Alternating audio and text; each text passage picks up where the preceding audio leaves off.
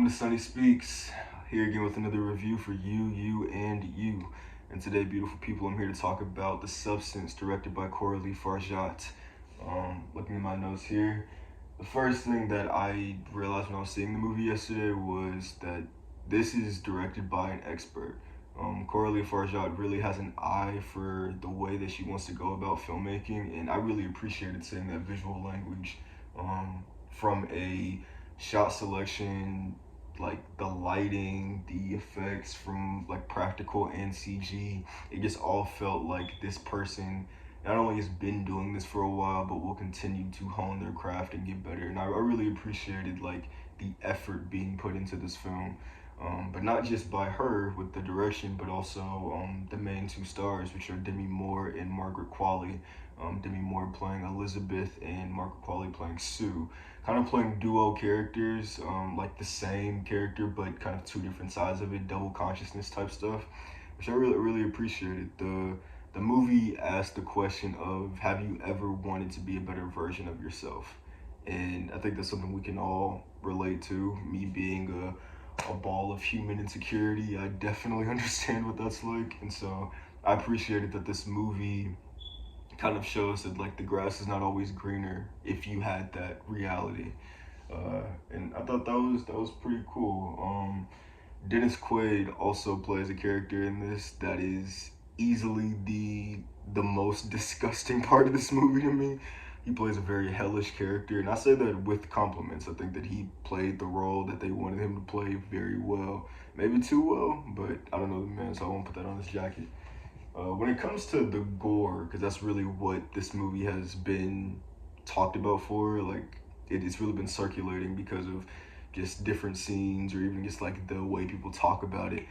Honestly, I would say I didn't really feel like the gore bothered me, but I feel like that comes from me feeling like it all had a purpose. It never felt overbearing or too indulgent of itself, like just trying to be like, it wasn't like a Terrifier or something else that is out in theaters right now, which I'm actually going through that series right now.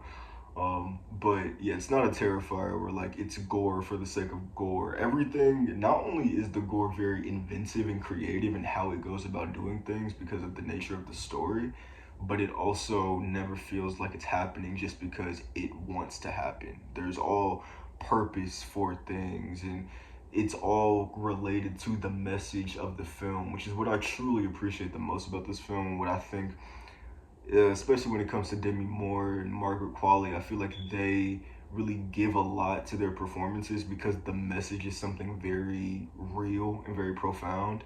And having a character have to wrestle with the like kind of like hating their past self because of how much success they've already achieved in their life, and now being older, and as that Hollywood machine goes, from what people have said and from what actors have said, once you're older, especially as a woman, things just get harder, roles become different, you get more typecasted.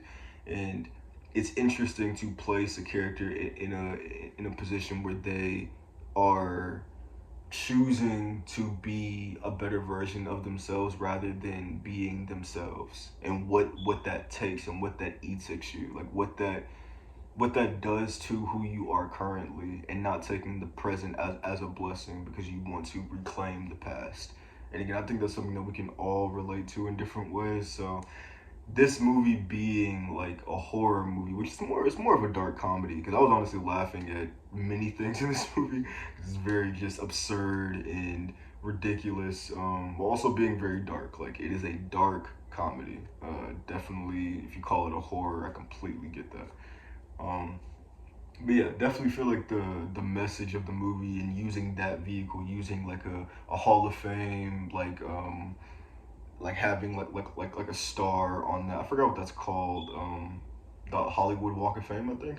But like having a character have something like that, and then being kind of trolled and kind of like kind of prodded at by like posters of their past self, posters of their past projects and what they have done. It really relates, or it really related to me, like kind of like I don't know, the ghostly aspect of like what your past can do to you when you feel like you were better back then, or when people idolize who you were and not what you are now.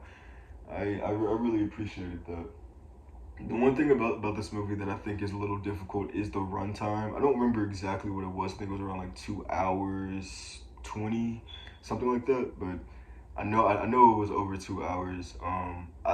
Even in real time, I was wondering if I would like this movie the same if I would watch it again, like not knowing everything that's already going to happen.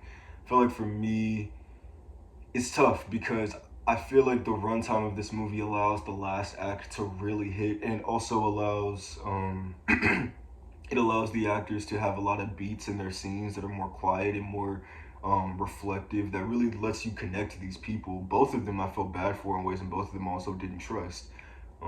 And again, shout out to Coralie Fargeat for being able to give the trusting the actors that she casted, but also giving them the space in the script and in the filming process to be able to have moments where they are quiet, where they are just processing something, or just certain moments that really let you live in the context of this world with them.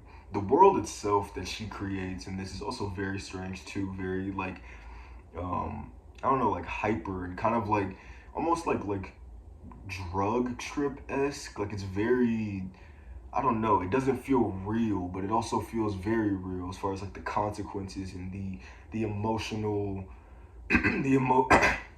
Sorry guys, the emotional resonance the of some of the things that Demi Moore's character goes through, but also the things she does to herself, and the consequences of that feel very real and very dire. But the world that they inhabit doesn't, and maybe that goes into that lifestyle, that celebrity lifestyle, and what that comes with having real consequences, but living in a world that feels so not real and wanting to be a part of that more than the reality that you actually inhabit in. Not sure, but I definitely feel like the runtime is a question for people because some people just don't like longer movies, and I do feel like this movie could have been shorter and still been effective, but I understand why it is as long as it is. Um, there are also the movie is also very ambiguous as far as certain questions you might have about what the substance is, how that was created, or even just like other things around the characters. Um, couldn't really think of any plot holes or anything. I feel like the movie, as far as the script, is pretty tight so far, but it does, or pretty tight from what I remember, but I do feel like it is very ambiguous in how it goes about doing certain things, and that can be an issue for some people as well. For me, I think that it was okay. The ambiguity of it, because they kind of blend different memories from person to person, which I thought was interesting, and I wish had a stronger payoff in the end, but it didn't, and that's just the nature of weird movies like this. Even movies that I've come up with ideas I've wanted to do, like not everything I want to explain, just so that you can have whatever interpretation you want to have. And I appreciate directors doing that for the audience and not hand holding them the entire time. So for me, I overall enjoyed this movie, and I really enjoyed it because I enjoyed the message more than everything else. And again, that's saying something because I think that the directing is amazing, the actors do an amazing job, the way this movie looks is great. From the moment it started, I was like, oh, this is going to be a different thing than what I expected at all. Um, so saying that the message is above all of that to me is saying something. I feel like the message is really powerful, and it's really cool to have a older woman, a younger woman in the same industry in real life playing these characters in this fictional reality and showing that dichotomy. I really appreciated just seeing that on screen. So for me, I really enjoyed it. I definitely would recommend it to anybody who likes horror, who likes dark comedies. This movie definitely gives off a Yorgos Lanthimos vibe, not in the way of how it looks. I don't think that the movies are the same, like his movies or her or this movie that I've seen, but I do think that the vibe is very like The Lobster, very The Favorite, like very like, oh, this is really dark, but it has a really funny comedic timing to how it's going about doing things. So yeah, I definitely would recommend it to anybody who wants to watch something is a little different and something with a heart, even though it is very dark. And that's stuff that I enjoy a lot, and stuff that I definitely lose myself in. So yeah, again, this has been Sunny Speaks. Thank you for anybody who's watching this. I appreciate you. If you have seen the movie, leave your thoughts in the comments. I genuinely would love to discuss these movies with anybody who comes across these videos. And again, thank you. Peace.